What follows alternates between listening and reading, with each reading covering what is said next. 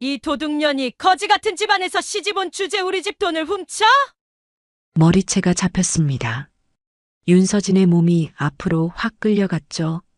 어머님, 아파요. 임신 8개월이었습니다. 하지만 시어머니 장명숙 씨의 손은 멈추지 않았습니다.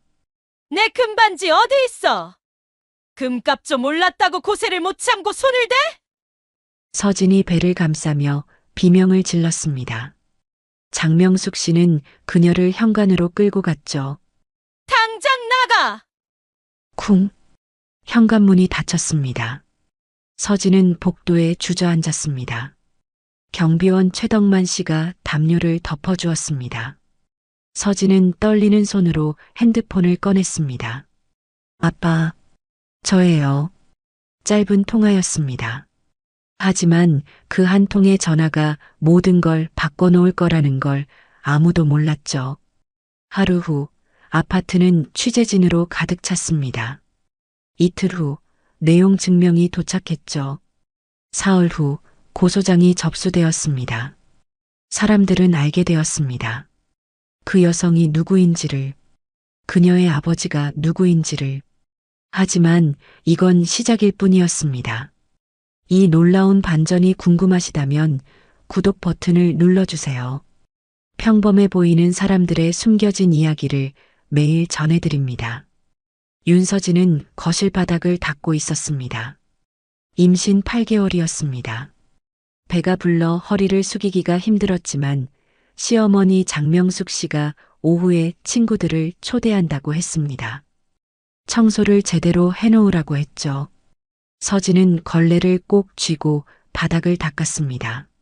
한 칸, 또 한 칸씩 닦아나갔죠. 땀이 이마를 타고 흘렀습니다. 후, 잠시 허리를 펴고 숨을 고르려는 순간이었습니다. 서진아, 장명숙 씨의 목소리가 방에서 들려왔습니다. 네, 어머님. 서진이 황급히 일어서려다 비틀거렸습니다. 배가 무거워 중심을 잡기가 쉽지 않았죠. 빨리 안 와? 지금 갑니다. 서진이 장명숙 씨의 방으로 들어갔습니다.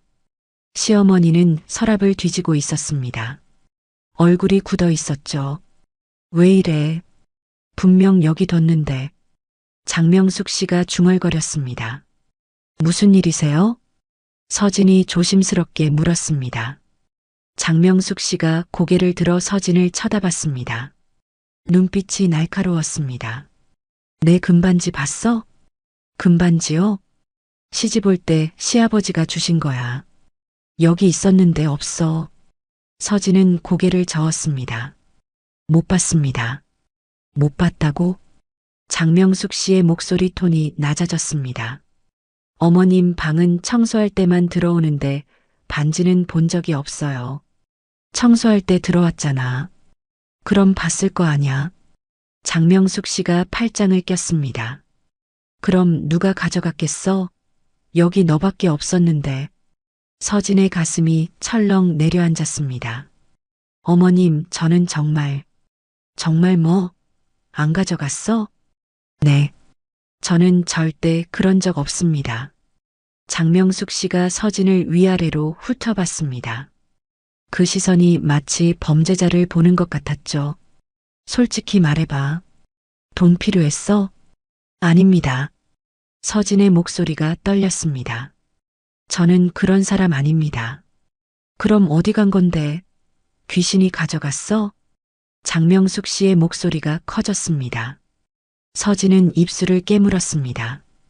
혹시 다른 곳에 두신 건 아닐까요? 다른 데 둘 리가 없어. 장명숙 씨가 벌떡 일어났습니다. 너 방 좀 보자. 네, 너 방. 혹시 몰라서. 서진은 할 말을 잃었습니다.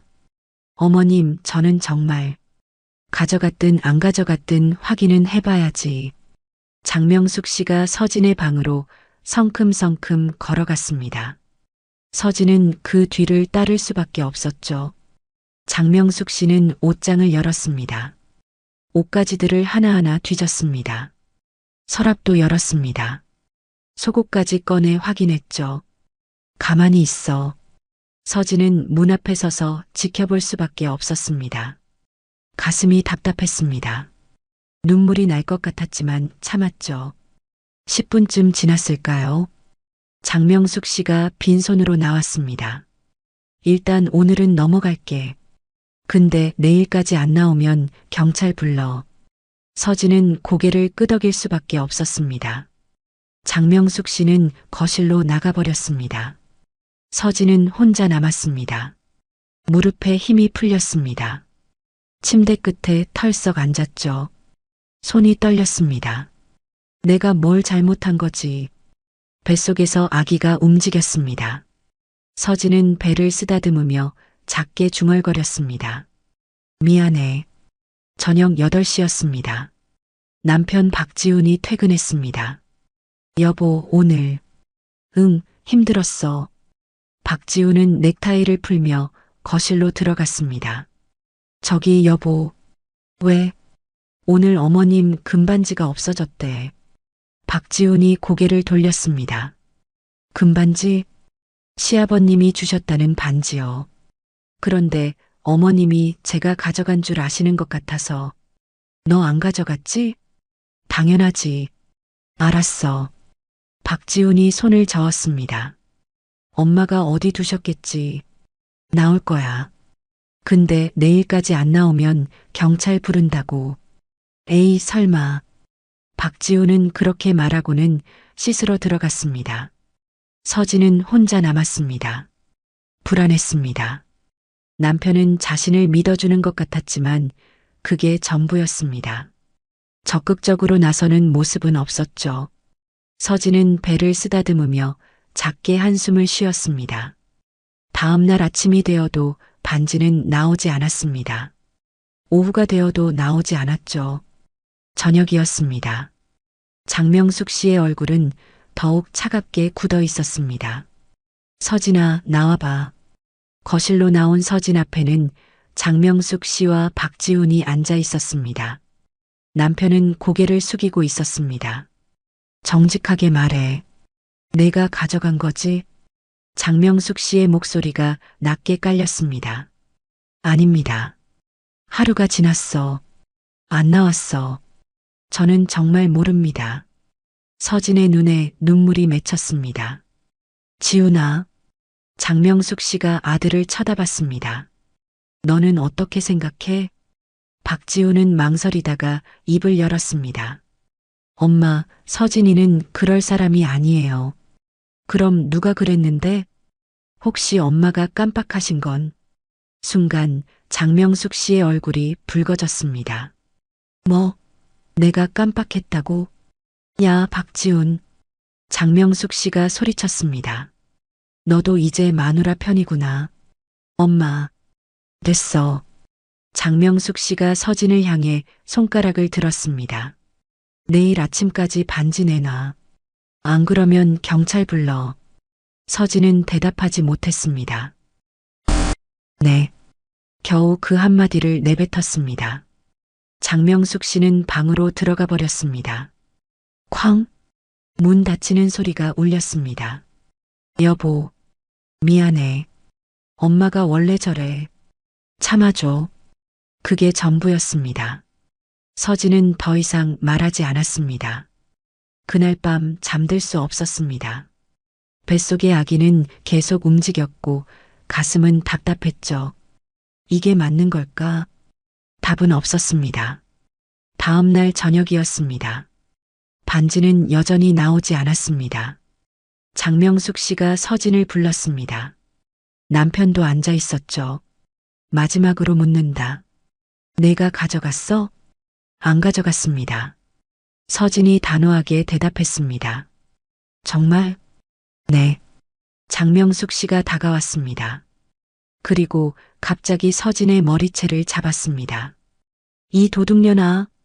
장명숙 씨의 손이 서진의 머리채를 잡았습니다. 어머님, 아파요. 서진이 비명을 질렀습니다. 내 금반지 어디 있어? 저는 정말. 장명숙 씨는 서진을 현관으로 끌고 갔죠. 여보, 말려요. 하지만 박지훈은 그저 서 있을 뿐이었습니다. 엄마, 그만하세요. 너는 비켜. 장명숙 씨가 서진을 밖으로 밀어냈습니다. 당장 나가. 쿵. 현관문이 닫혔습니다. 서진은 복도 바닥에 주저앉았습니다. 배를 감싼 채 숨을 헐떡였죠. 머리가 어지러웠습니다. 목덜미가 욱신거렸습니다. 뱃속에서 아기가 움직였습니다. 다행이다. 복도는 차갑고 조용했습니다. 현관문 너머에서 소리가 들렸습니다. 엄마, 너무하신 거 아니에요? 너무하긴. 도둑년이 너무한 거지. 그래도 임신 중인데. 그럼 내가 데리고 자. 쾅. 방문이 닫혔습니다. 침묵만 남았습니다. 서진은 현관문을 바라봤습니다. 남편이 나올까? 5분이 지났습니다. 문은 열리지 않았습니다. 혼자야. 엘리베이터 문이 열렸습니다. 경비원 최덕만 씨였습니다. 괜찮으세요? 최덕만 씨는 점퍼를 벗어 서진에게 덮어주었습니다. 추우시겠어요? 감사합니다. 구급차를 부를까요? 괜찮아요. 경비실로 가시죠. 여기 있을게요. 최덕만 씨는 물러섰습니다. 서진은 핸드폰을 꺼냈습니다. 화면이 흐릿했습니다. 아빠, 그 이름이 보였습니다. 망설였습니다. 전화해도 될까?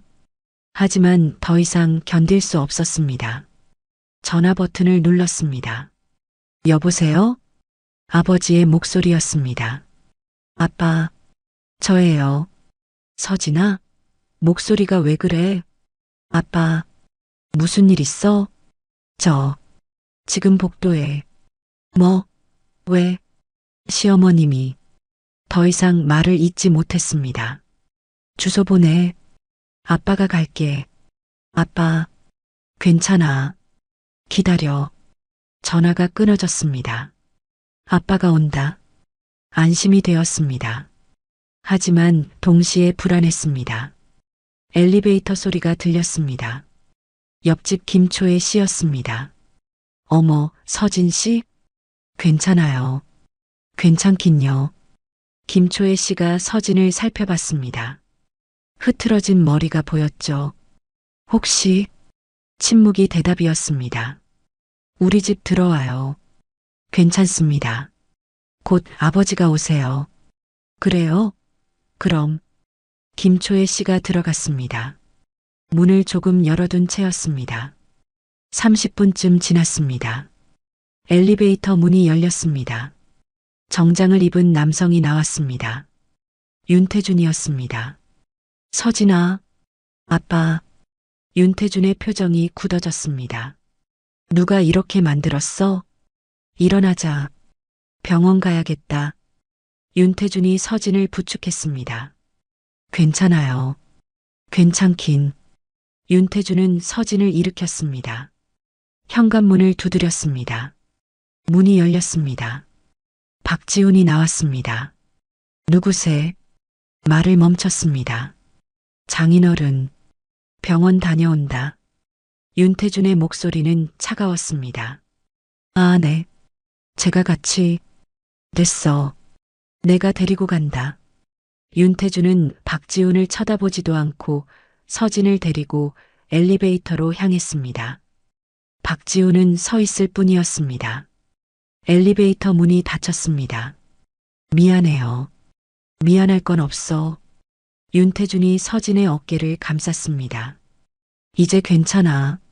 아빠가 정리해 줄게. 서진은 아버지 품에 기댔습니다. 처음으로 안심하며 눈물을 흘렸죠. 1층에 도착했습니다. 차가 기다리고 있었습니다. 병원으로. 윤태준의 지시가 떨어졌습니다. 차가 출발했습니다. 서진은 창밖을 바라봤습니다. 아파트가 멀어졌습니다. 이제 돌아가지 않을 거야. 병원에 도착했습니다. 응급실로 들어갔습니다. 의사가 서진을 진찰했습니다. 타박상이 있네요. 목 쪽도. 의사가 말했습니다. 아기는 괜찮습니까? 윤태준이 물었습니다. 초음파 검사를 해봐야겠습니다. 검사가 시작되었습니다. 서진은 천장을 바라봤습니다. 아기, 제발 괜찮아야 해. 10분 후였습니다. 다행히 아기는 괜찮습니다. 의사가 말했습니다. 하지만 안정을 취하셔야 합니다. 입원이 필요합니까? 이틀 정도 관찰하는 게 좋겠습니다. 윤태준이 고개를 끄덕였습니다. 입원 수속 부탁합니다. 서진은 병실로 옮겨졌습니다. 침대에 누웠습니다. 윤태준이 의자에 앉았습니다. 서진아. 네, 아빠. 지금부터 아빠 말 잘 들어야 해. 이제 그 집에 안 돌아간다. 서진은 아버지를 쳐다봤습니다. 아빠, 아빠가 다 알아서 할게. 넌 아기만 생각해. 네. 서진은 고개를 끄덕였습니다. 그리고 눈을 감았습니다. 윤태준은 핸드폰을 꺼냈습니다. 전화를 걸었습니다. 오 변호사, 나 윤태준이야. 목소리는 차분했지만 단호했습니다. 일이 생겼어. 지금 병원인데 시간 되면 올 수 있어? 그래. 고마워. 전화를 끊었습니다. 윤태준은 창밖을 바라봤습니다. 이제 시작이다. 그의 눈빛이 차갑게 빛났습니다. 1시간 후였습니다. 병실 문이 열렸습니다. 정장을 입은 남성이 들어왔습니다. 윤 선배님, 왔어? 고마워. 윤태준이 일어나 악수했습니다. 무슨 일이세요? 오세민 변호사가 물었습니다. 내 딸이야. 윤태준이 서진을 소개했습니다. 시댁에서 폭행당했어. 오세민의 표정이 굳어졌습니다. 진단서는요? 여기 있어. 윤태준이 서류를 건넸습니다. 오세민이 진단서를 살펴봤습니다. 증거는 충분합니다. CCTV 확보 가능해? 네. 내일 아침 바로 움직이겠습니다. 고소는 이틀 안에 접수하겠습니다. 오세민이 노트를 꺼냈습니다. 자세한 경위를 말씀해 주세요. 윤태준이 설명을 시작했습니다. 금반지 분실 사건부터 시작해서 시어머니의 의심과 추궁, 그리고 어제 저녁의 폭행까지 오세민 변호사는 묵묵히 들으며 기록했습니다. 증거 확보부터 시작하겠습니다. 오세민이 노트를 덮었습니다. CCTV, 진단서, 목격자 진술. 이 세 가지면 충분합니다. 목격자는 경비원하고 옆집 주민이야. 알겠습니다. 내일 아침부터 움직이겠습니다. 오세민이 일어섰습니다. 그리고 선배님, 응? 내용 증명부터 보낼까요? 윤태준이 잠시 생각했습니다. 그래, 보내. 폭행, 모욕, 무고 혐의로 작성하겠습니다. 좋아. 오세민이 나갔습니다. 병실에 다시 고요가 찾아왔습니다. 윤태준이 서진을 쳐다봤습니다. 서진아. 네, 아빠. 힘들지? 괜찮아요. 아빠가 늦게 알아서 미안하다. 아니에요. 제가 말을 안 했죠. 왜 진작 말하지 않았어? 아빠 바쁘시잖아요. 서진이 작게 대답했습니다. 아무리 바빠도 딸보다 중요한 일은 없어. 윤태준이 서진의 손을 잡았습니다. 이제부터는 아빠한테 다 말해. 네. 서진의 눈에 눈물이 고였습니다. 다음 날 아침이었습니다. 오세민 변호사가 아파트 관리사무소를 찾았습니다. CCTV 열람을 요청합니다. 그는 공문을 제출했습니다. 관리소장이 당황했습니다. 법원 공문인데요? 네. 사건 증거 확보입니다. 어떤 사건인데요? 폭행 사건입니다. 어제 저녁 7층 복도에서 발생했습니다. 관리소장이 고개를 끄덕였습니다. 잠시만 기다리세요. 5분 후였습니다. CCTV 모니터 앞에 앉았습니다. 화면에 복도가 보였습니다. 시간을 되돌렸습니다. 어제 저녁 8시였습니다. 현관문이 열렸습니다. 장명숙 씨가 서진의 머리채를 잡고 나왔습니다. 서진이 비명을 질렀습니다. 배를 감싸고 있었습니다. 장명숙 씨가 서진을 밀어냈습니다. 문이 닫혔습니다. 서진이 바닥에 주저앉았습니다. 모든 게 선명하게 찍혀 있었습니다. 이 장면 복사 부탁합니다. 오세민이 말했습니다. 네, 알겠습니다. 관리소장의 얼굴이 굳어 있었습니다. 오세민은 경비실로 향했습니다. 최덕만 씨가 있었습니다. 안녕하세요. 저는 법률사무소 해솔의 오세민 변호사입니다. 아, 네. 어제 저녁 7층에서 있었던 일 아시죠? 네. 알고 있습니다. 진술서 작성을 부탁드립니다. 최덕만 씨는 망설이지 않았습니다. 쓰겠습니다. 감사합니다. 오세민이 진술서 양식을 건넸습니다. 최덕만 씨가 펜을 들었습니다. 저는 어제 저녁 8시 30분경 7층 복도에서 임신부가 바닥에 앉아 있는 것을 발견했습니다. 그녀는 울고 있었고 머리가 흐트러져 있었습니다. 진술서가 완성되었습니다. 오세민은 7층으로 올라갔습니다. 옆집 초인종을 눌렀습니다. 김초혜 씨가 문을 열었습니다. 누구세요? 안녕하세요. 저는 오세민 변호사입니다. 변호사요? 네. 어제 저녁 일 때문에 왔습니다. 김초혜 씨의 표정이 어두워졌습니다. 들어오세요. 거실로 들어갔습니다. 어제 저녁 뭘 보셨습니까? 장을 보고 올라왔는데 서진 씨가 복도에 앉아 있더라고요. 상태가 어땠습니까? 머리가 흐트러져 있었고 울고 있었어요. 배도 부른데 김초혜 씨가 한숨을 쉬었습니다. 진술서 작성 부탁드립니다. 네, 쓰겠습니다. 김초혜 씨도 진술서를 작성했습니다. 오세민은 법률사무소로 돌아왔습니다. 책상에 앉았습니다. 컴퓨터를 켰습니다.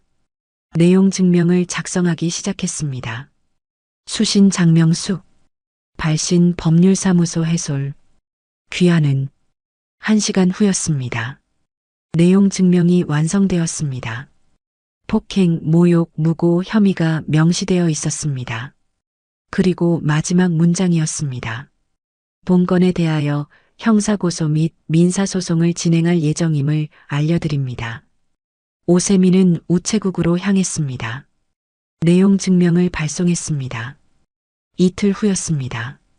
박지훈의 집에 우편물이 도착했습니다. 장명숙 씨가 우편물을 받았습니다. 내용 증명. 그 글자가 보였습니다. 이게 뭐야? 장명숙 씨가 봉투를 뜯었습니다. 내용을 읽기 시작했습니다. 얼굴이 점점 하얗게 변했습니다. 지훈아. 그녀가 소리쳤습니다. 박지훈이 방에서 나왔습니다. 왜요, 엄마?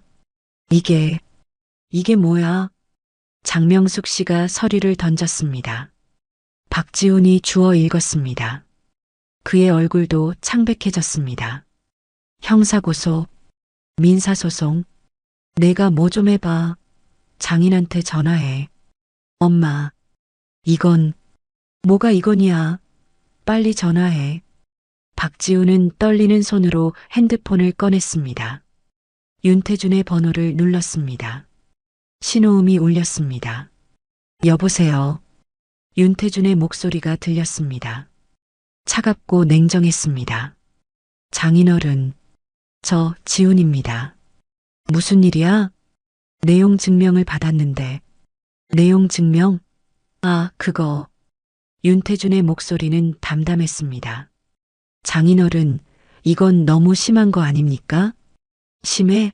내 딸 머리채 잡고 밖으로 쫓아낸 게 심한 거 아니야?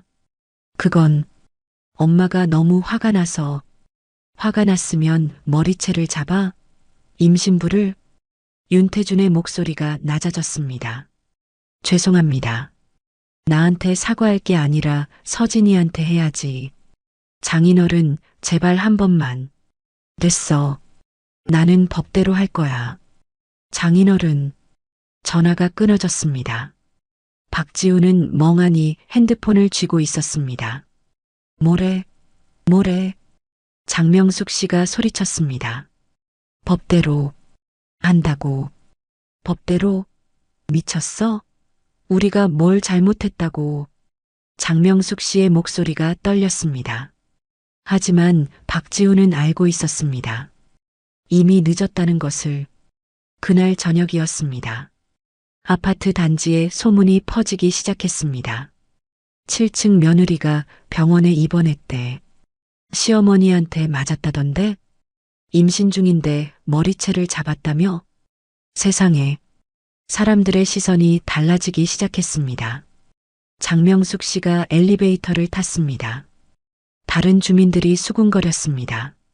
저 사람이. 쯧쯧. 장명숙 씨의 얼굴이 붉어졌습니다.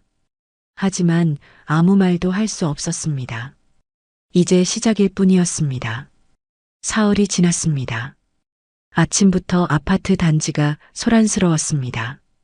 취재진이 몰려들고 있었습니다. 카메라를 든 기자들이었죠. 장명숙 씨가 창밖을 내다봤습니다. 아래에 방송국 차량이 보였습니다. 저게 뭐야? 얼굴이 창백해졌습니다. 초인종이 울렸습니다. 띵동. 박지훈이 문을 열었습니다. 기자들이 서 있었습니다. 안녕하십니까? 저희는 MBC입니다. 무슨 일이십니까? 임신부 폭행 사건 관련해서 취재하러 왔습니다. 뭐라고요? 피해자가 대법관 윤태준의 따님이라는데 사실입니까? 박지훈의 얼굴이 하얗게 변했습니다. 네. 대법관? 네. 모르셨습니까? 박지훈은 말을 잇지 못했습니다. 장인이 대법관이라는 걸 지금 알았습니다. 말씀드릴 게 없습니다. 박지훈이 문을 닫았습니다. 쾅! 거실에서 장명숙 씨와 마주 앉았습니다. 대법관? 장인이 대법관이야? 장명숙 씨가 떨리는 목소리로 물었습니다. 저도 몰랐습니다. 결혼할 때 안 물어봤어? 그냥 공무원이라고. 어떻게? 그녀의 손이 떨렸습니다. 박지훈의 핸드폰이 울렸습니다. 회사였습니다. 박지훈 대리님, 지금 당장 회사로 오실 수 있습니까? 인사팀장 이수경의 목소리였습니다. 차갑고 딱딱했습니다. 전화가 끊어졌습니다. 박지훈은 급히 옷을 입었습니다. 아파트를 빠져나가려 했지만 기자들이 막았습니다. 잠깐만요. 플래시가 터졌습니다. 박지훈은 고개를 숙이고 뛰어나갔습니다. 회사에 도착했습니다. 인사팀으로 들어갔습니다. 이수경 팀장이 앉아 있었습니다. 앉으세요. 박지훈이 앉았습니다. 아침 뉴스 보셨습니까? 이수경이 노트북을 돌렸습니다. 화면에 뉴스 기사가 떠 있었습니다. 대법관 딸 시댁 폭행으로 병원 입원. 박지훈의 얼굴이 창백해졌습니다. 회사 이미지에 심각한 타격입니다. 이수경이 차갑게 말했습니다. 죄송합니다. 사직서 제출하시거나 징계를 받으시거나. 뭐라고요? 이틀 드리겠습니다. 박지훈은 비틀거리며 밖으로 나왔습니다. 복도에서 동료들이 쳐다봤습니다. 수군거리는 소리가 들렸습니다. 저 사람이 대법관 사위라며? 박지훈은 고개를 숙이고 걸었습니다. 같은 시각이었습니다. 병원 병실에서 윤태준이 뉴스를 보고 있었습니다. 아빠, 이렇게까지. 서진이 걱정스럽게 말했습니다. 괜찮아. 이래야 제대로 끝난다. 윤태준의 목소리는 담담했습니다. 사람들이 다 알게 됐어요. 알아야지. 내가 잘못한 게 아니라는 걸. 윤태준이 서진의 손을 잡았습니다. 아빠는 내가 고개 숙이고 살길 바라지 않아. 이제 당당하게 살아. 서진의 눈에 눈물이 맺혔습니다. 핸드폰이 울렸습니다. 박지훈이었습니다. 윤태준이 전화를 받았습니다. 뭐야? 장인어른, 저 지훈입니다. 그래서 제발 한 번만 봐주십시오. 박지훈의 목소리가 떨렸습니다. 회사에서 사직하라고. 그래. 윤태준의 목소리는 차가웠습니다. 그건 내가 감당할 몫이야. 장인어른, 내 딸이 복도에서 울고 있을 때 너 뭐 했어? 방 안에서 가만히 있었잖아. 죄송합니다. 이제 와서 빌어봤자 소용없어. 전화가 끊어졌습니다. 서진이 아버지를 쳐다봤습니다. 아빠, 남편이, 남편? 그 사람이 내 남편 노릇했어? 윤태준이 고개를 저었습니다. 이제 그만 생각해. 오후였습니다. 장명숙 씨의 집 앞에 우편물이 도착했습니다. 법원 봉투였습니다. 고소장 접수 통지. 장명숙 씨가 봉투를 뜯었습니다. 손이 떨렸습니다. 폭행치상, 모욕, 무고, 죄명이 적혀 있었습니다. 이게 장명숙 씨가 주저앉았습니다. 박지훈이 퇴근했습니다. 집에 들어서자 어머니가 바닥에 앉아 있었습니다. 엄마, 지훈아, 우리 어떡해?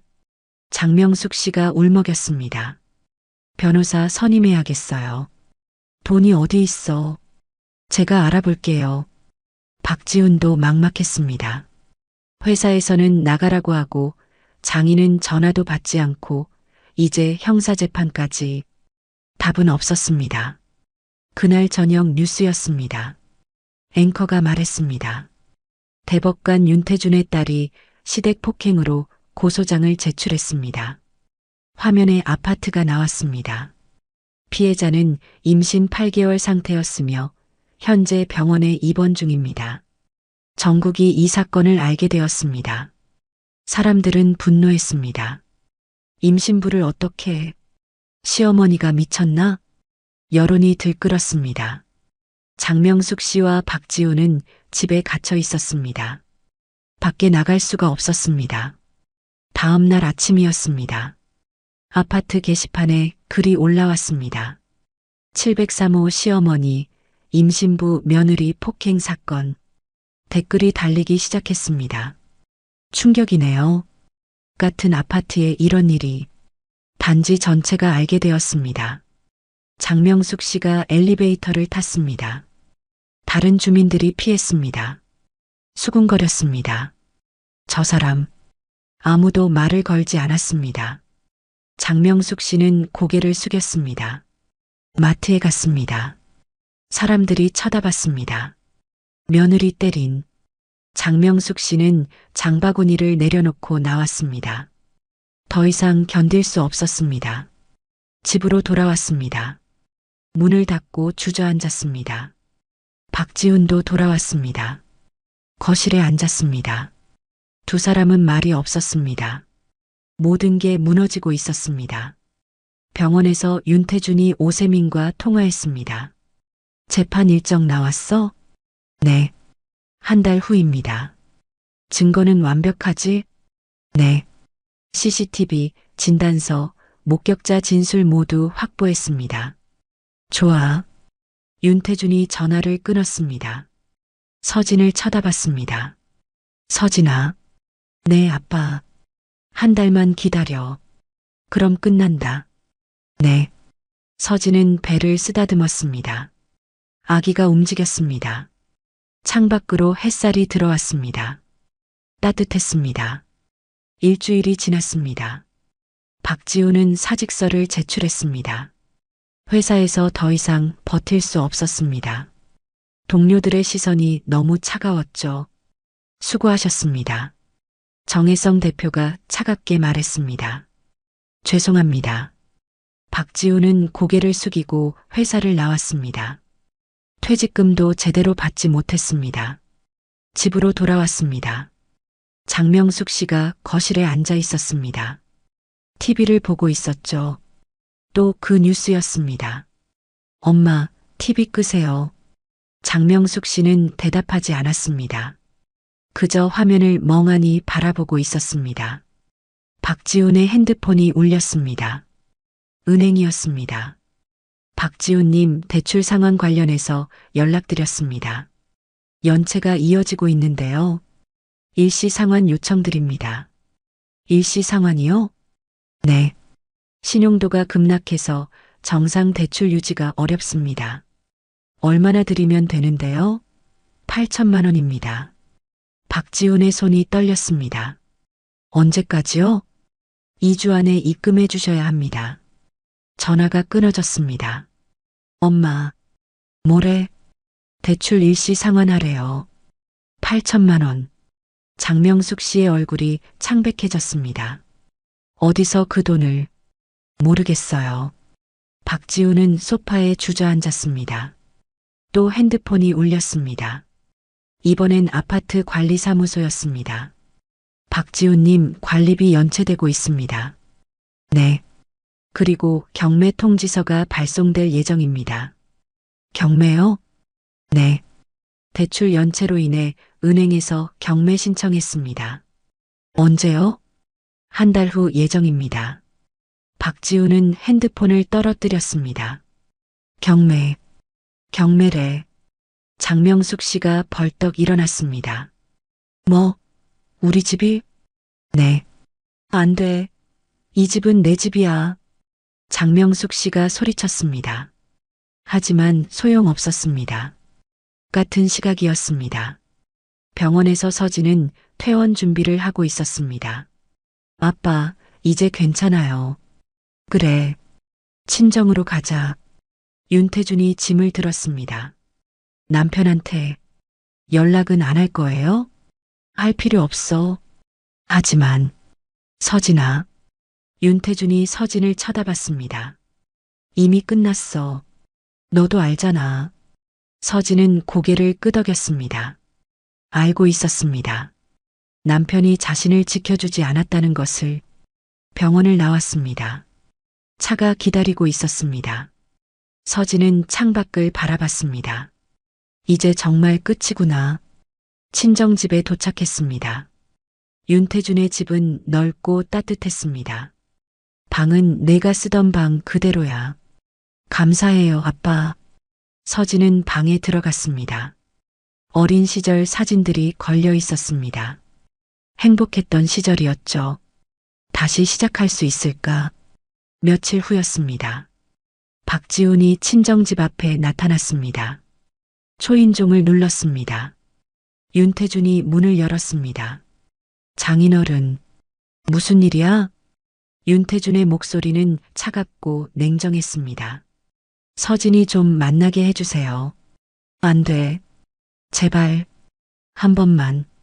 내가 무슨 얼굴로 내 딸을 만나? 박지훈은 고개를 숙였습니다. 죄송합니다. 미안하다고 다야? 제발 기회를. 기회? 넌 기회가 있었어. 윤태준이 말했습니다.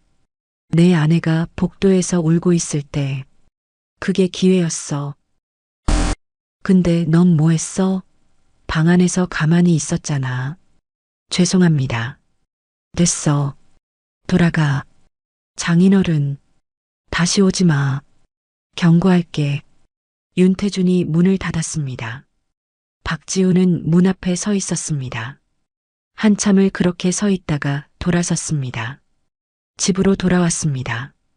장명숙 씨가 짐을 싸고 있었습니다. 엄마, 뭐 하세요? 이사 가야지. 어디로요? 친척집. 일단 거기라도. 장명숙 씨의 목소리가 떨렸습니다. 이게 다 그년 때문이야. 엄마, 내가 제대로 못 잡았잖아.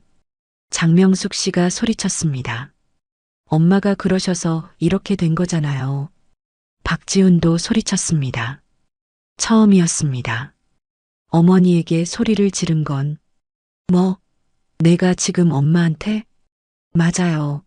엄마 잘못이에요. 박지훈의 눈에 눈물이 고였습니다. 서진이는 아무 잘못도 없었어요. 금반지도 나중에 엄마 서랍에서 나왔잖아요. 그건 엄마가 잊어버리고 다른 곳에 뒀던 거잖아요. 장명숙 씨는 할 말을 잃었습니다. 사실이었습니다. 금반지는 나중에 다른 서랍에서 나왔습니다. 하지만 그때는 이미 늦었습니다. 서진은 병원에 입원했고 고소장은 접수되었고 모든 게 돌이킬 수 없었습니다. 이제 와서 뭐 어쩌라고. 장명숙 씨가 주저앉았습니다. 다 끝났어. 다. 박지훈도 바닥에 앉았습니다. 두 사람은 말이 없었습니다. 그저 침묵만이 흘렀습니다. 일주일 후였습니다. 법원에서 첫 공판 날짜가 잡혔습니다. 장명숙 씨는 변호사를 선임했습니다.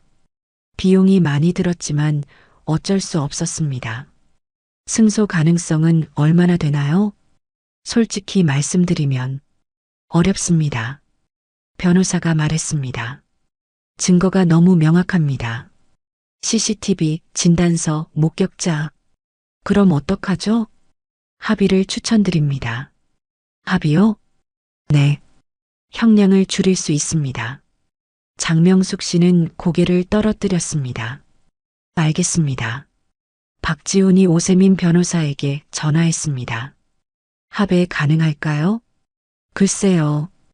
의뢰인과 상담해 봐야 할 것 같은데요. 제발 부탁드립니다.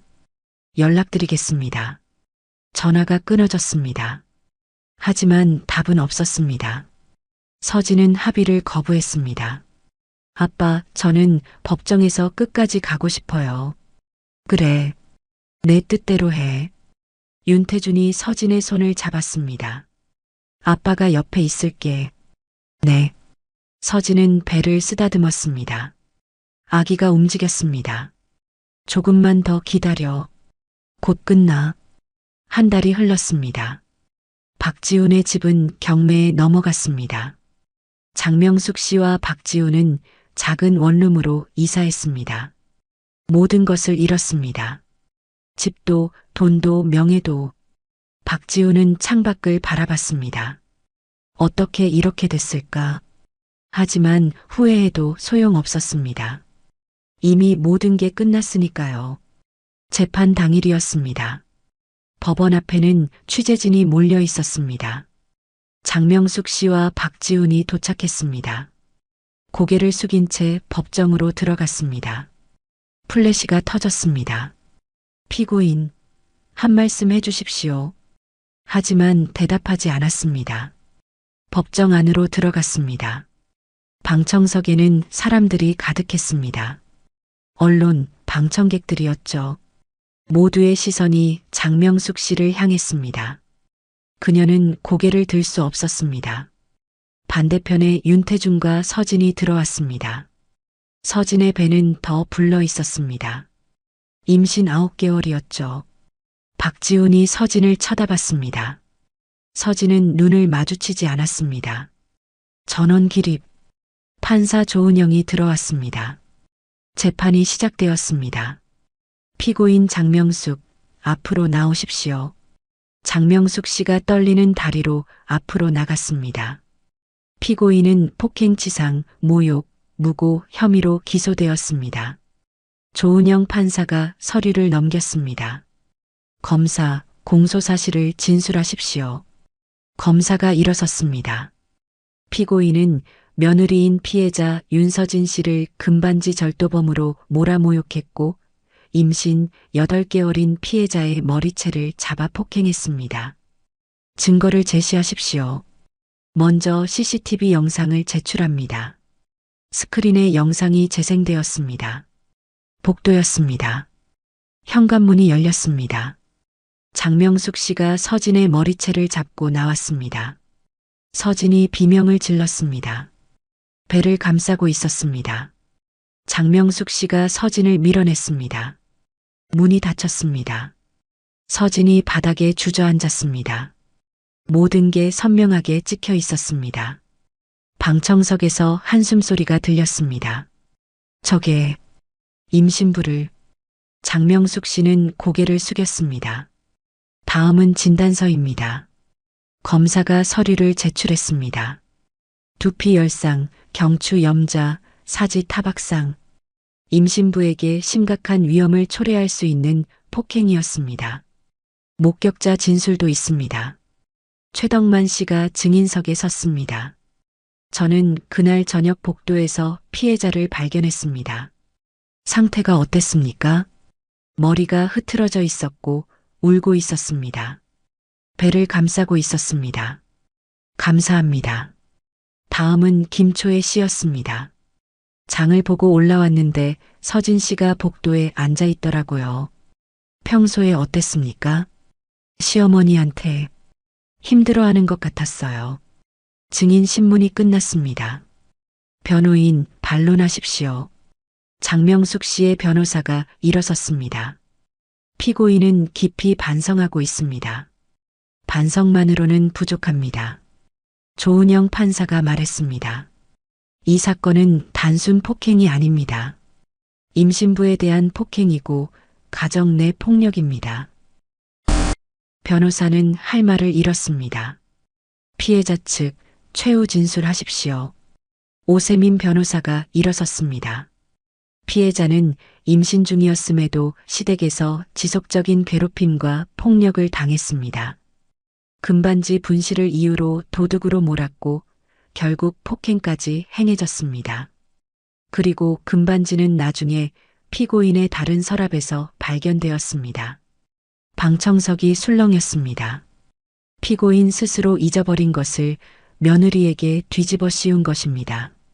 장명숙 씨의 얼굴이 창백해졌습니다. 피해자는 지금도 심리적 트라우마에 시달리고 있습니다. 엄벌을 요청합니다. 오세민이 자리에 앉았습니다. 피고인 최후 진술하십시오.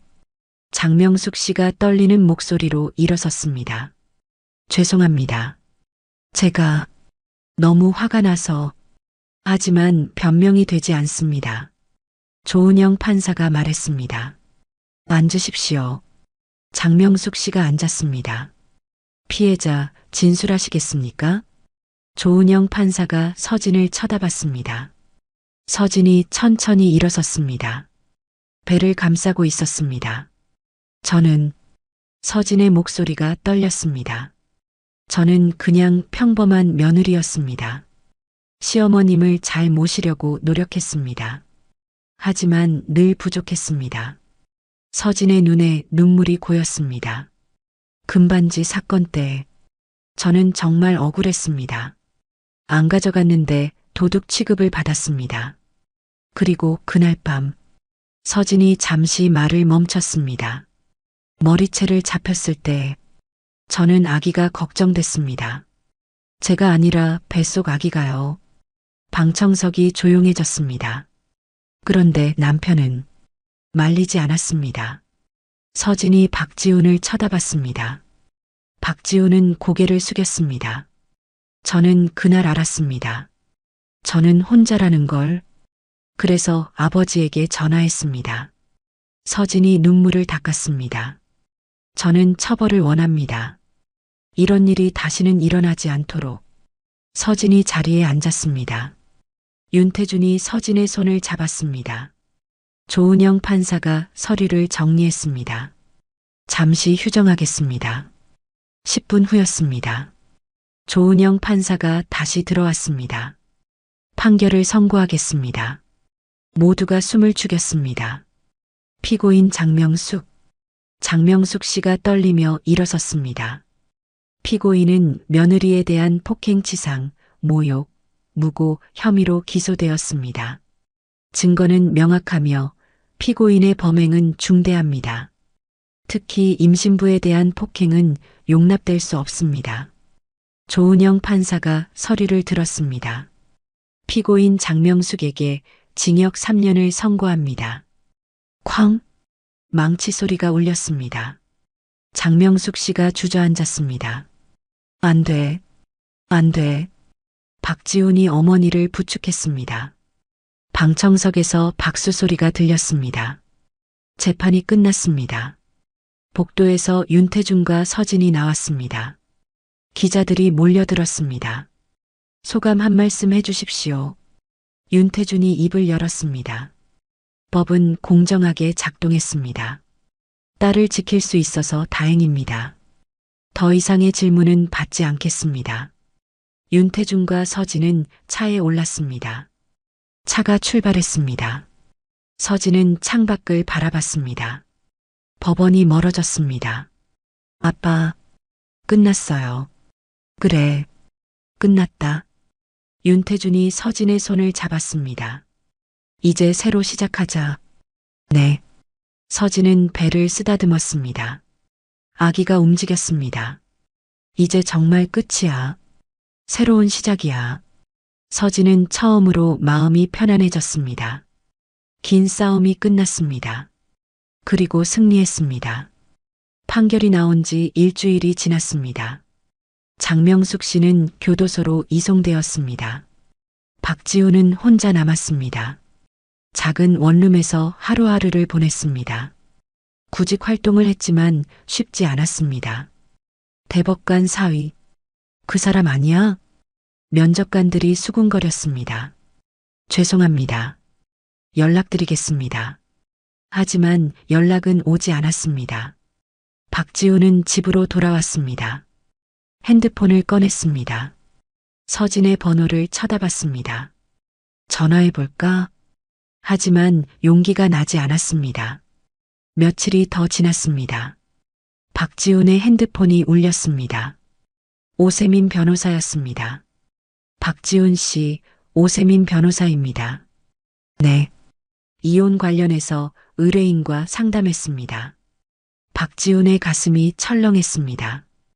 의뢰인이 이혼합의서 작성을 원합니다. 내일 오후 3시 역삼동 카페 베네에서 만나시겠습니까? 서진이도 나옵니까? 네. 의뢰인도 참석합니다. 알겠습니다. 전화가 끊어졌습니다.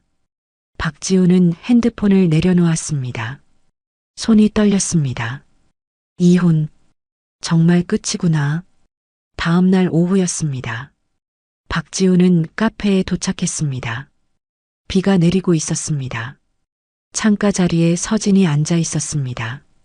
배가 더욱 불러 있었습니다. 출산 예정일이 얼마 남지 않은 것 같았습니다. 박지훈이 다가갔습니다. 서진아. 서진이 고개를 들었습니다. 표정이 담담했습니다. 앉아요. 박지훈이 앉았습니다. 오세민 변호사도 옆에 앉았습니다. 이혼합의서입니다. 오세민이 서류를 꺼냈습니다. 위자료는 청구하지 않겠습니다. 재산 분할도 없습니다. 양육권은 의뢰인이 가집니다. 박지우는 서류를 바라봤습니다. 서진아, 우리 다시 생각해 볼 수 없을까? 서진은 고개를 저었습니다. 안 돼요. 나 정말 반성하고 있어. 그때 내가 잘못했어. 알아요. 서진의 목소리는 차분했습니다. 하지만 그걸로 끝이에요. 서진아, 여보. 아니, 지훈 씨. 서진이 박지훈을 쳐다봤습니다. 그날 밤 기억나요? 저 복도에 앉아 있었을 때 당신은 방 안에 있었어요. 박지훈은 고개를 숙였습니다. 어머님이 저를 끌고 나갈 때도 당신은 말리지 않았어요. 미안해. 미안하다는 말로는 부족해요. 서진이 배를 쓰다듬었습니다. 저는 그날 깨달았어요. 당신은 저를 지켜줄 사람이 아니라는 걸. 서진아, 제발, 그만해요. 서진의 목소리가 단호했습니다. 저는 이미 결심했어요. 우리 이제 정리해요. 우리 둘 다를 위해서. 박지우는 입술을 깨물었습니다. 눈물이 날 것 같았지만 참았습니다. 아기는 건강해? 네, 건강해요. 태어나면 볼 수 있을까? 서진은 잠시 생각했습니다. 나중에 생각해 볼게요. 하지만 지금은 아니에요. 박지우는 고개를 끄덕였습니다. 오세민이 펜을 건넸습니다. 서명하시면 됩니다. 박지우는 펜을 받았습니다. 손이 떨렸습니다. 서류를 내려다봤습니다. 이혼합의서. 그 글자가 흐릿하게 보였습니다. 박지우는 천천히 서명했습니다. 극적극적. 펜 소리만이 들렸습니다. 서명이 끝났습니다. 서진도 서명했습니다. 두 사람의 서명이 나란히 있었습니다. 감사합니다. 오세민이 서류를 챙겼습니다. 법원에 제출하겠습니다. 서진이 일어섰습니다. 그럼 저는 이만. 서진아. 박지훈이 불렀습니다. 서진이 멈춰섰습니다. 잘 살아. 아기랑 행복하게. 서진은 대답하지 않았습니다. 고개만 끄덕였습니다. 그리고 카페를 나갔죠. 박지훈은 창밖을 바라봤습니다. 서진이 차에 타는 게 보였습니다. 윤태준이 문을 열어주고 있었습니다. 차가 출발했습니다. 빗속으로 사라졌어요. 박지훈은 한참을 그렇게 앉아 있었습니다. 커피는 식어갔습니다. 비는 계속 내렸습니다. 이게 끝인가? 정말 끝인가? 하지만 답은 없었습니다. 박지훈은 카페를 나왔습니다. 비를 맞으며 걸었습니다. 우산도 없었습니다. 그냥 걸었습니다. 집으로 돌아왔습니다. 옷은 흠뻑 젖어 있었죠. 원룸문을 열었습니다. 텅 빈 방이었습니다. 박지훈은 바닥에 주저앉았습니다. 그리고 처음으로 울었습니다. 미안해. 미안해. 아무도 들어주지 않는 사과였습니다. 같은 시각이었습니다. 차 안에서 서진은 창밖을 바라보고 있었습니다. 괜찮아? 윤태준이 물었습니다. 네, 괜찮아요. 서진의 목소리는 담담했습니다. 후회 안 해? 아니요. 서진이 고개를 저었습니다. 이게 맞는 거예요. 윤태준이 서진의 손을 잡았습니다. 내 딸 잘했어. 감사해요, 아빠. 서진은 배를 쓰다듬었습니다. 아기가 움직였습니다. 이제 정말 새로 시작이야. 너랑 나 둘이서. 차는 친정집으로 향했습니다. 비는 그치고 있었습니다. 구름 사이로 햇살이 비쳤습니다. 서진은 그 빛을 바라봤어요. 따뜻했습니다. 괜찮아질 거야. 분명히. 일주일 후였습니다. 법원에서 이혼 확정 통지가 왔습니다. 서진과 박지훈은 공식적으로 남남이 되었습니다. 서진은 통지서를 받았습니다. 차분하게 읽었습니다. 그리고 서랍에 넣었습니다. 이제 진짜 끝이야. 서진은 거울을 봤습니다. 배가 많이 불러 있었습니다. 곧 출산할 것 같았습니다. 준비됐어? 서진이 배에게 물었습니다. 아기가 발로 차는 게 느껴졌습니다. 나도 준비됐어. 서진은 미소 지었습니다. 새로운 시작이 기다리고 있었습니다. 한 달이 지났습니다. 서진은 진통을 느꼈어요. 아빠, 아파요. 병원 가자. 빨리. 윤태준이 서진을 부축했습니다. 차에 탔습니다. 병원으로 향했죠.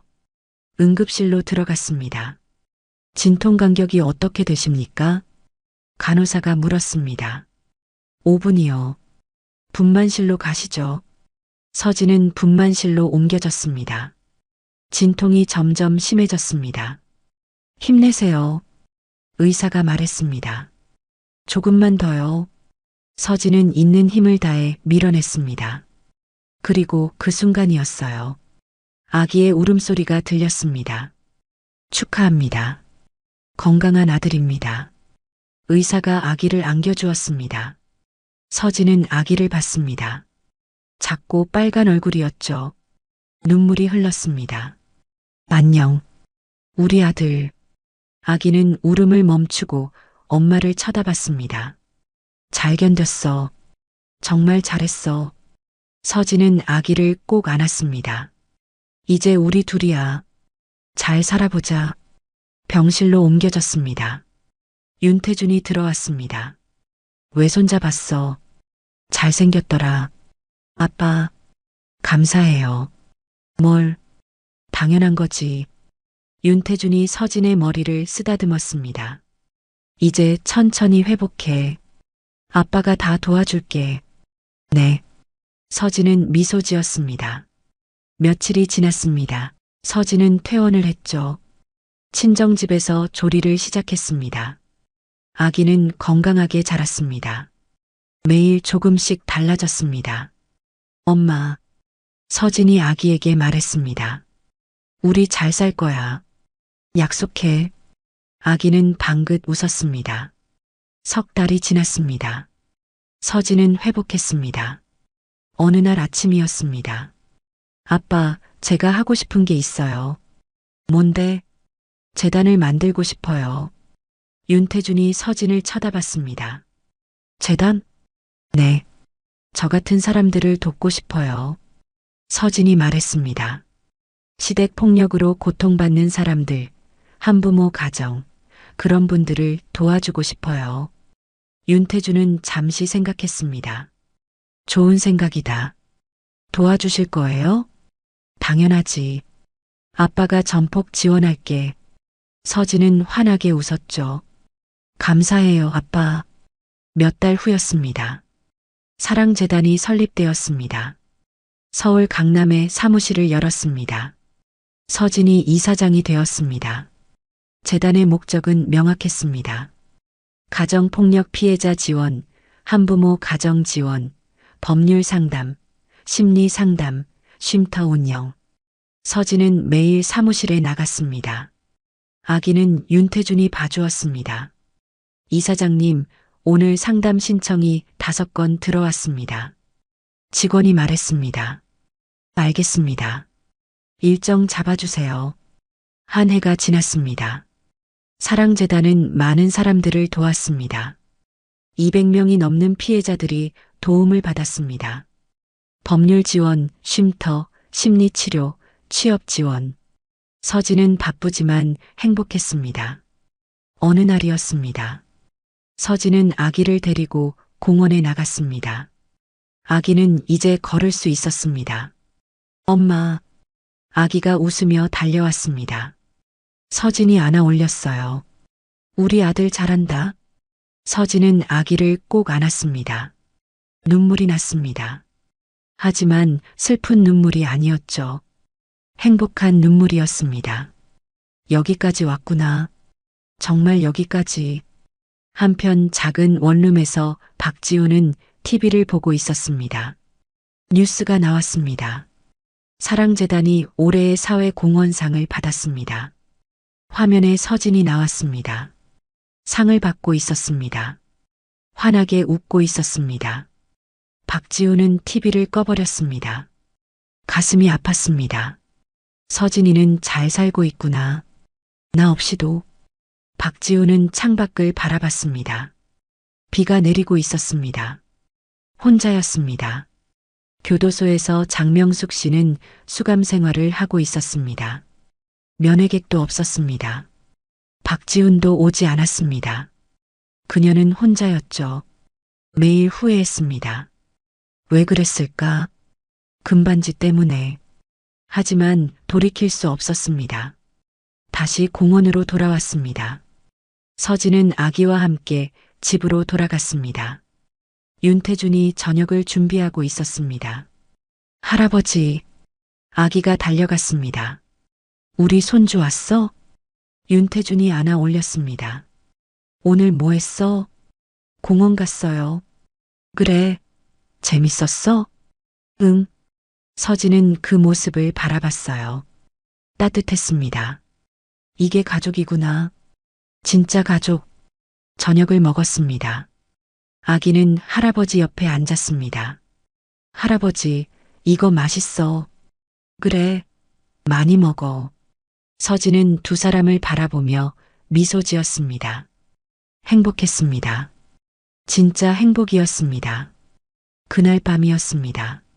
아기를 재운 후 서진은 창밖을 바라봤습니다. 달이 밝았습니다. 별들이 빛나고 있었습니다. 많은 일이 있었지. 힘들었지. 하지만 이겨냈어. 서진은 손을 펼쳤습니다. 상처가 아물었습니다. 이제 다른 사람들을 도울 차례야. 내가 받은 도움을 다시 나눠줄 거야. 서진은 침대에 누웠습니다. 아기가 옆에서 자고 있었습니다. 평온한 얼굴이었습니다. 서진도 눈을 감았습니다. 편안했습니다. 긴 여정이 끝났습니다. 그리고 새로운 시작이었습니다. 한 여성이 지옥에서 벗어나 천국을 만들었습니다. 그녀의 이름은 윤서진이었습니다. 그리고 그녀의 이야기는 계속됩니다. 여러분, 이 이야기를 어디에서 듣고 계시나요? 댓글로 알려주시면 감사 인사드리고 싶습니다. 지금까지 사연 빛나는 밤이었습니다. 감사합니다.